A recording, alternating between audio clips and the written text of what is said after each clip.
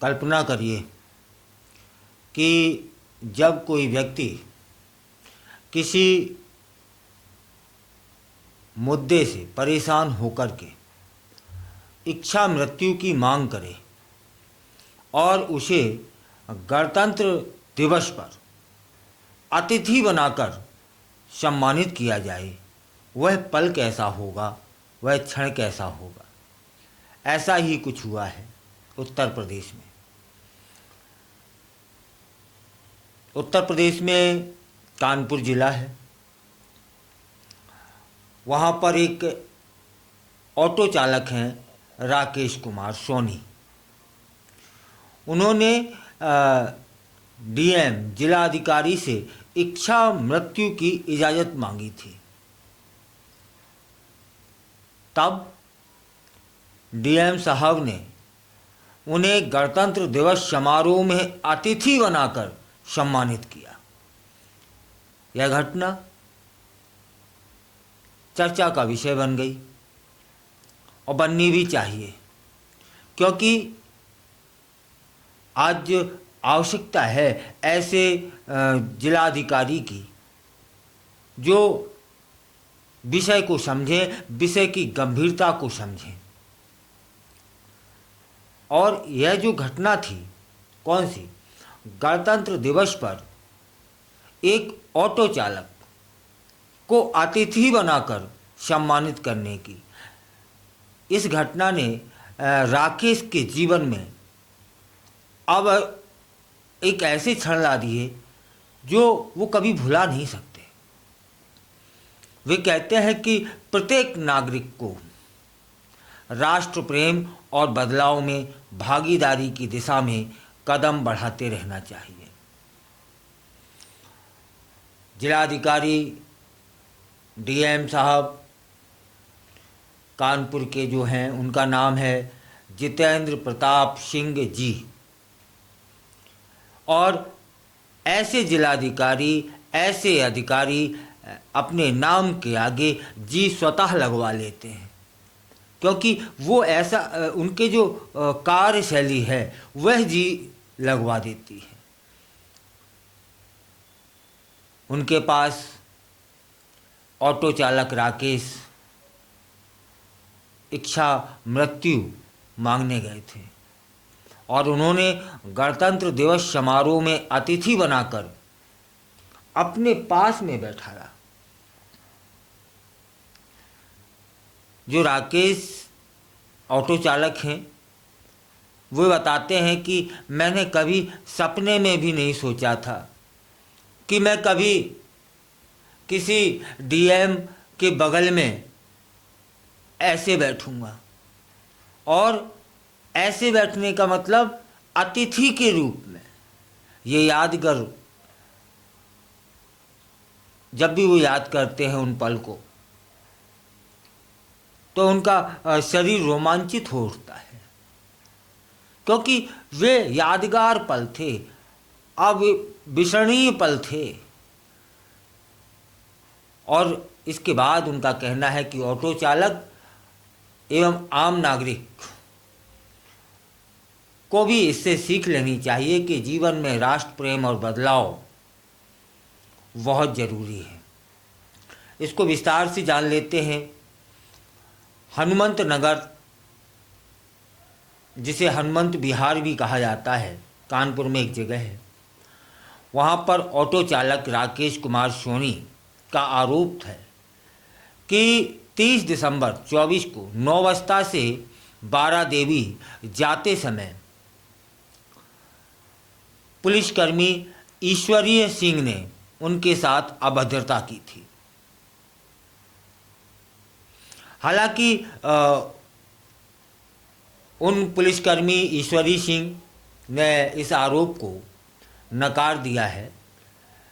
उनका कहना है कि वह सिर्फ ट्रैफिक व्यवस्था ठीक करवा रहे थे।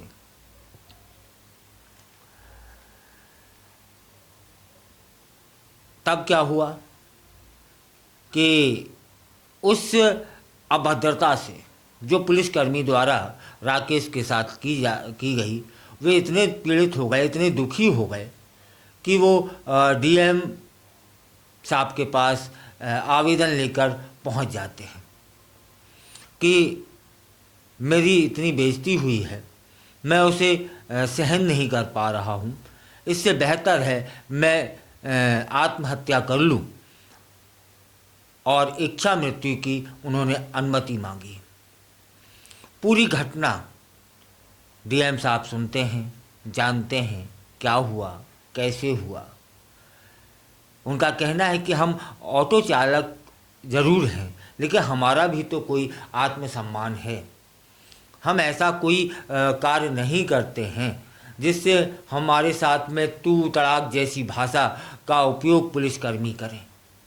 यदि हम गलत हैं कहीं तो हमें ठीक से शब्दों में समझाया, बताया या दंडित भी किया जा सकता है, लेकिन तू तड़ाक की भाषा या अभद्र लहजे में बात करना, क्या ऑटो चालकों का आत्मसम्मान नहीं होता?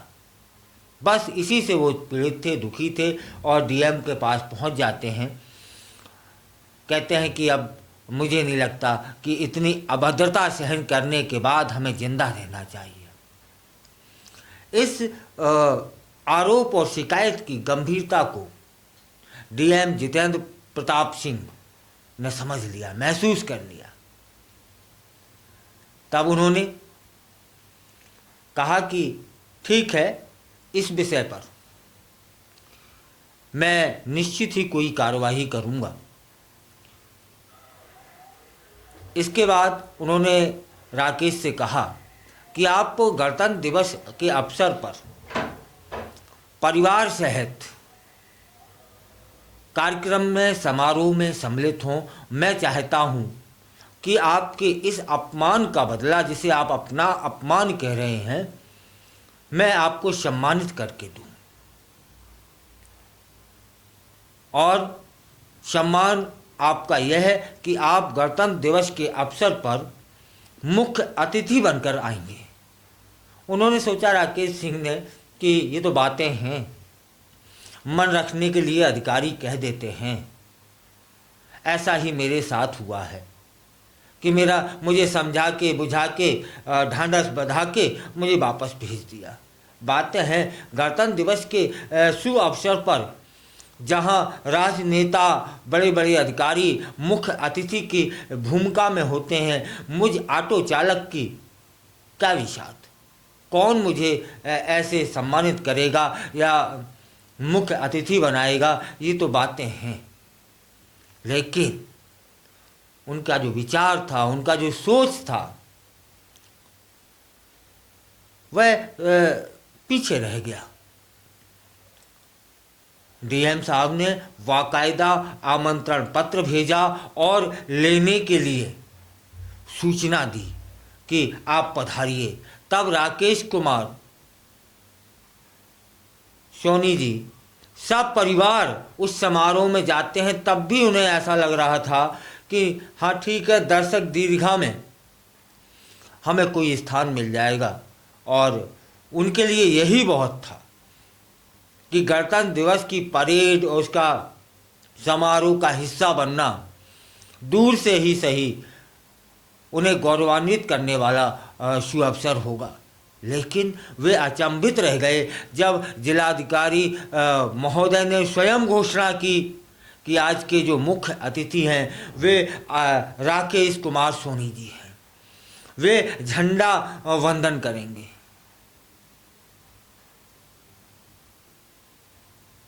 यह सुनकर वहाँ जो लोग थे, जो दर्शक दीर्घा में थे, वे भी एक तरह से अचंभित थे। और सोनी जी का परिवार तो था ही था। इसके बाद सोनी जी परिवार से पधारते हैं, कलेक्टर साहब के बगल में बैठते हैं, मुख्य अतिथि की भूमिका में होते हैं और झंडा बंदन में साथ देते हैं।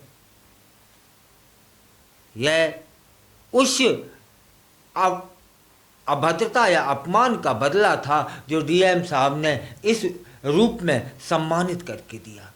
तब राकेश जी बोलते हैं कि वे पल भुलाए नहीं भूल सकते। उन पलों ने मेरी जिंदगी बदल दी, मेरी सोच बदल दी। ऐसे अधिकारी यदि हर एक जिले को मिल जाए तो निश्चित रूप में जो वर्तमान की स्थिति है उसमें बदलाव आ जाएगा। यह शब्द हैं राकेश कुमार सोनी जी के। बोले कि ये तो अभी तक ऐसा लग रहा है जैसे कोई मैं सपना देख रहा हूं। निश्चित ही ऐसे अधिकारी समाज को बदलने का काम करते हैं। ऑटो, टेम्पो, ई रिक्शा चालक वालों का भी तो कोई आत्मसम्मान होता है। यह पुलिस विभाग को और अन्य लोगों को भी समझ लेना चाहिए। हाँ, ठीक है कि जो आरोप लगा पुलिसकर्मी पर, पुलिस अधिकारी थे वो, उनका नाम लेना ज़्यादा उचित नहीं, क्योंकि उनका कहना है कि हमने तो ट्रैफिक व्यवस्था को बनाए रखने के लिए जो उचित लगा वो हमने किया, हमने कोई अभद्रता नहीं की।